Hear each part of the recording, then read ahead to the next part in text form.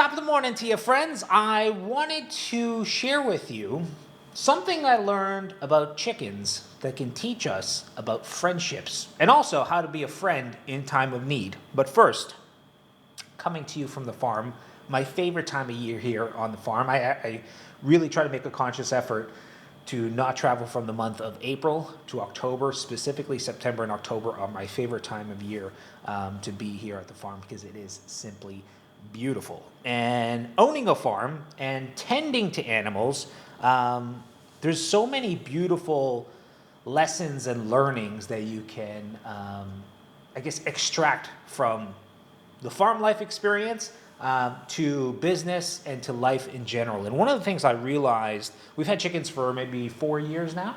One of the unique features of chickens is if one of them gets sick or one of them gets injured, they are very much like pack animals, one could say. They survive in numbers. However, when one gets sick, they naturally distance themselves from the pack. And it made me think that there's this almost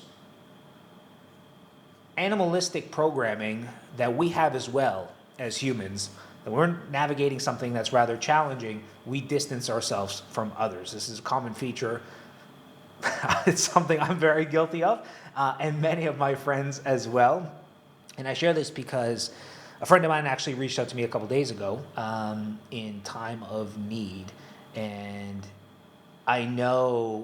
first and foremost, I just gave him pause and wanted to honor that is a very courageous thing to do and something that I think when people reach out to others for help, there's this narrative of like, oh, I don't want to be a burden, they're busy. Nothing, I'll tell you, there's very few things that give my life more meaning than supporting a friend in a time of need. So it's ironic because we had that conversation, and I'm actually in a phase of writing my book, which is on the topic of relationships, of how to be a friend. Because it's hard to ask of others what we don't give them ourselves. And one of the philosophies or principles in the book is that when it comes to relationships, timing is more important than time. You hear a lot of folks saying like, you need spend a lot of time with friends or whatever the case may be, or with family, or just relationships in general.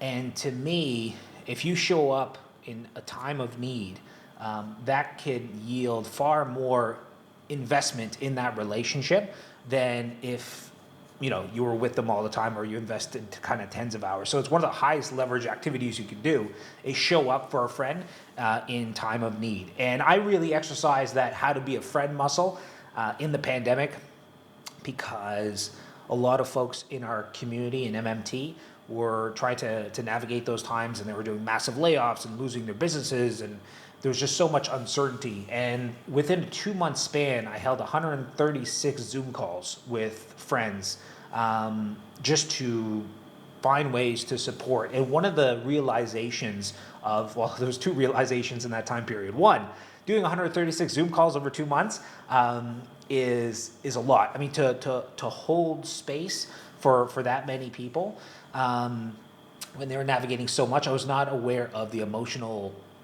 just cost of that and needed to be conscious of that in the future. I effectively burned out shortly after that. But that was actually one of my beautiful learnings in that time period was you don't need to be the hero. Oftentimes when somebody's navigating something, you don't have to have the solutions.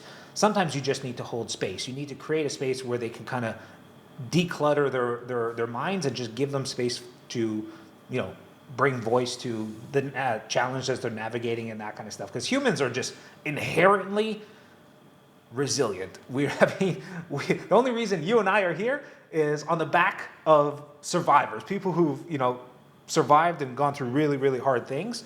And that's definitely one of the realizations is that just creating that space for folks is just hugely, hugely valuable. So the idea that you don't need to be the hero, you don't have to have your Mr. Fix-It hat on, which is, again, what I thought I had to embrace when a friend was navigating something, I was like, I got to find a way to give them a solution. Holding space, there's huge value in that. And with that notion of kind of holding space, it's worthwhile to explore when in conversation with a friend. And you can be explicit about this from the outset, but there's almost like two phases of a conversation. There's the emotional one, and then there's the practical/tactical one. If you hop on a call with a friend and they are very much in the emotional kind of muddled space, and you don't address that and you try to go with like solutions, it's not going to help them. It's not going to land. It's going to either they won't listen at all. There won't be that space for them to listen. They'll get defensive. It's just a total waste. So when engaging with a friend, understanding, there's a philosophy of like, do you want to be helped or do you want to be hugged? And the hugging is very much the emotional side of the conversation, and that needs to be dealt with from the outset. I mean, it's not uncommon for me to hop on a call with a friend and just ask them emotionally, like, I used to ask like, what's one word to encapsulate how you feel emotionally right now? Now I ask for three, because usually the first one is BS, but it's hard for them to BS over 3 words. So I'll say like, encapsulate how you feel, or 3 emotions that really encapsulate how you feel, and have a quick conversation about that before you can shift into the tactical and kind of practical side of things. And another thing, and this is actually more of a recent development for me, because I tend to be someone who is very, I'll say nice to some degree. I think, nice would be, there's a difference between nice and kind. And historically, I never felt like it was my place to call things out. And now I've changed my mind on that. I care about my friends deeply, and I feel like there's a responsibility if I see something like they are, chasing their tail. They're not exposed. There's a blind spot that they're not aware of, or what have you. Brene Brown has a philosophy that clear is kind and unclear is unkind. And one of the things that if I feel it coming up for me in a conversation with a friend where they are experiencing a blind spot of sorts, I'll ask them if they're okay or open to feedback, because I think that invitation is important. Inevitably, they will say yes. And then I'll tread that landscape carefully, but I will try to hold a mirror to them to some degree, or share with them something that I'm observing.